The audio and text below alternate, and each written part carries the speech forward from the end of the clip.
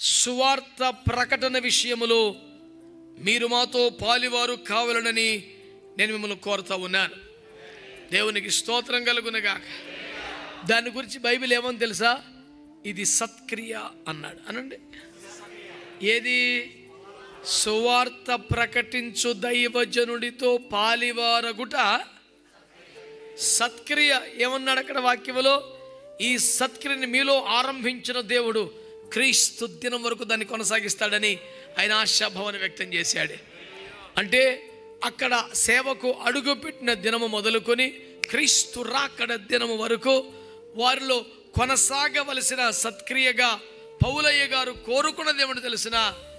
నాతో పాటు సువార్తలో మీరు పాలివారు కావాలి.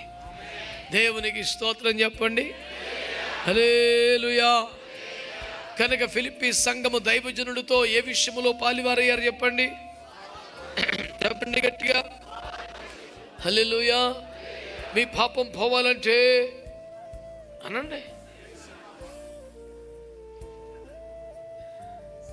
మీకు నరకం తప్పాలంటే ఇలాగా గుసగుసలాడే వాళ్ళు సువార్తకు పాల్పడక పనిచేయరు.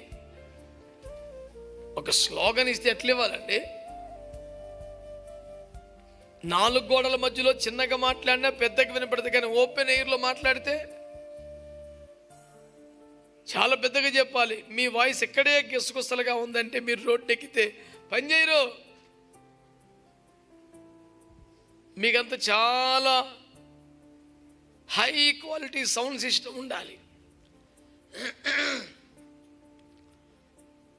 మీకు ఖరీదైన మైకులు చేతికి ఇస్తే అప్పుడు మీ గుసగుసలు కూడా పెద్దగా చేసి వినబడితే అప్పుడు తప్ప మీరు సువార్తను ప్రకటించలేరేమో అనిపిస్తుంది మీ స్వరస్థాయి చూస్తుంటే. నేను విపరీతంగా అరిచి కేకలేసి మాట్లాడేవాడిని, నాకెందుకురా మైకు అని అనేవాడిని ఒక్కొక్క చోట. అట్లాంటిది ఇప్పుడు స్వరపేటగా అరిగిపోయింది.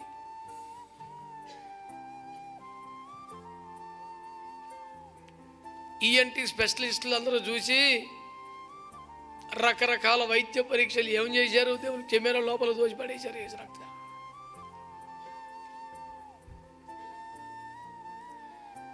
ఏమైనా జబ్బో ఇన్ఫెక్షనో తెగులైతే ట్రీట్మెంట్ ఇస్తాం, కానీ నీకు స్వరపేటగా అరిగిపోతే మేము సృష్టిస్తామా? సృష్టికర్తమా? పో, ఇంటికి వెళ్ళిపో, ప్రశాంతంగా ఉన్నారు. దేవుడి స్తోత్రం. ఆ డాక్టర్ గారు నాకు కొట్టిన డైలాగ్ నాకు బాగా గుర్తు. సింపుల్గా ఉంటుంది కానీ బలి ఉండుద్ది. నేను విచారంగా ముఖం పెట్టాను, మరి ఆ మాత్రం వైద్యం చేయలేకపోతే చదువు ఎందుకు చదువుకున్నావు అన్నట్టుగా ప్రశ్నించాను. ఆయన అన్నాడు, hello, anything over used it's gone అన్నాడు. అంతే, విపరీతంగా వాడితే ఏదైనా పోద్ది వెళ్ళిపో అన్నాడు. మనకు నోరు ఆగిసావదు కదా, నాన్ స్టాప్కి ఇదే పని కదా. సెమినార్స్ రోజుకి 7 గంటలు 8 గంటలు 5 గంటలు మినిమం మాట్లాడుతుంటాను. మొన్న కూడా 10-11 రోజుల్లో అత్యధికంగా రోజుకు 3 సెషన్లు నాన్ స్టాప్గా మాట్లాడింది నేనే.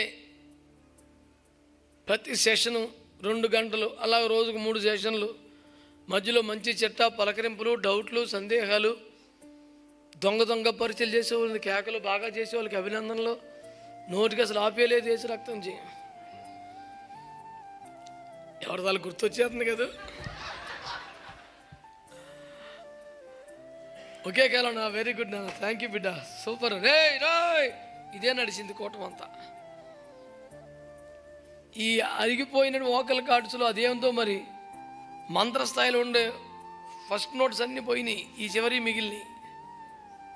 చిన్నగా మాట్లాడదామంటేనేమో రాట్ల ఉత్తి గాలి, గట్టిగా ఎత్తే మాత్రం బాగానే వస్తుంది.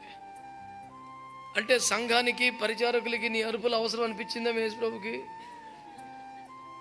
చిన్నగా మాట్లాడదామంటే గాలే వస్తుంది, గట్టిగా ఎత్తే అన్నా గొంతు పోయింది, మాట్లాడలేకపోతున్నాం, ఎందుకంత ఐపిచ్చిలో పడుతున్నాం, వెనక్కి పడున్నాడు. అసలు వెనక్కి పలుకుతలేదురా, యువతల నోట్స్ రాట్లా, ఇటే పలుకుతుంది. అది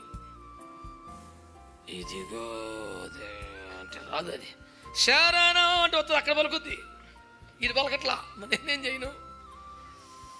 అసలే గొంతు పోయినప్పుడు చిన్నగా పాడుకో, తక్కువలో పాడు. అంత ఎందుకు ఎత్తున్నావు అంటే ఆడ అసలు లేదే కూటం, యువతల కీసు మొత్తం అరిగిపోయినాయి. అవి పలికి సత్తలేదు, ఇటే పలుకుతుంది కూటం. తేలిన ఫలితార్థం ఏమనగా ఇంకనూ కొందరి మీద అరిచి కేకలు వేయవలసిన పరిచర్య మిగిలినట్లున్నది. అందుచేతనే ఈ యువతలు ఉంచాడు. ప్రభుకు స్తోత్రం. మీ అందరికి వందనాలు. అయ్యలారా, అమ్మలారా,